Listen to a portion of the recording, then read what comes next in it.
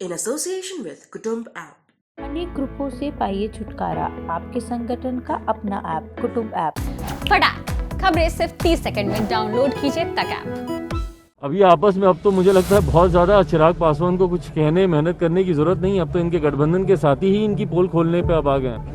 ये हकीकत है।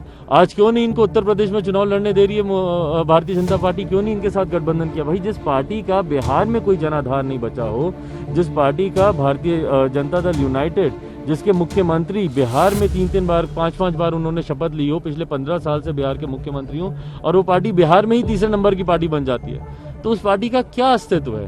कहा था कि बहुत जल्द बिहार में ये जो सरकार बनी है ये सरकार गिरेगी, नीतीश जी की सरकार गिरेगी, और इनकी अपनी महत्वाकांक्षाओं से ये सरकार गिरेगी। इनकी महत्वाकांक्षा प्रधानमंत्री बनने की है, और उसके लिए बस ये इससे बहाने ढूंढ रहे कि किस तरीके से भारतीय जनता पार्टी से अलग। अब तो आपके खुद गठबंधन के साथियों ने आप पे सवाल उठाने शुरू कर दिए हैं, और ये तो आपका गृह जिला है मुख्यमंत्री नीतीश कुमार जी। अगर यहाँ पर अगर इस तरीके से हो रहा है, जहाँ पे माना जाता है कि संभवतः आपकी वजह से शासन प्रशासन तंत्र थोड़ा सा मुस्तैद होना चाहिए, अगर आपके गृह जिले में जहरीली शराब पीने से इस तरीके की हत्याएं हो रही हैं, तो दर्शाता है कि आपका कानून पूरी तरीके से विफल है। और ये मुख्यमंत्री नीतीश कुमार जी को अब जानने की जरूरत है। बंद कमरे में रह के शपथ दिलवाने से कानून सफल नहीं होते। जब तक आप जाएंगे नहीं, मृतक परिवार से आप मिलेंगे नहीं, जब तक उनसे समझेंगे नहीं कि भैया कहाँ पे लूप होल्स हैं। आज तक बता दीजिए इतनी मौतें हुई हैं जहरीली शराब से, मैं तो हत्या ही बोलूंगा कि भैया ये मौतें नहीं है, ये हत्या है।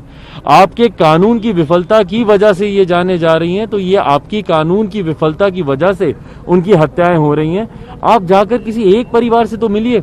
चंपारण में इतनी हत्याएं हो जाती हैं, आप नहीं जाते। मुजफ्फरपुर में हो जाती हैं, गोपालगंज में हो जाती है, कहाँ नहीं हो रही हैं ये मौतें?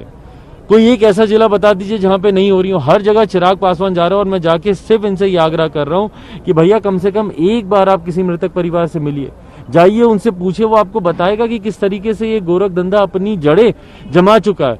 अब तो बिहार के हर जिले में नहीं, हर विधानसभा में नहीं, हर प्रखंड में नहीं, बल्कि हर पंचायत में अवैध शराब, जहरीली शराब के निर्माण का गोरख धंधा मुख्यमंत्री नीतीश कुमार जी के शासन प्रशासन तंत्र के अधिकारियों की ठीक नाक के नीचे पनपने लगा है। अब भी अगर मुख्यमंत्री खामोश रहते हैं उनके गठबंधन के साथियों के सवाल उठाने के बावजूद, तो ये माना जाएगा कि इन हत्याओं में कहीं ना कहीं मुख्यमंत्री नीतीश कुमार जी की भी सहमति है। बीजेपी ने तो उनको निरंकुश मुख्यमंत्री बता दिया है।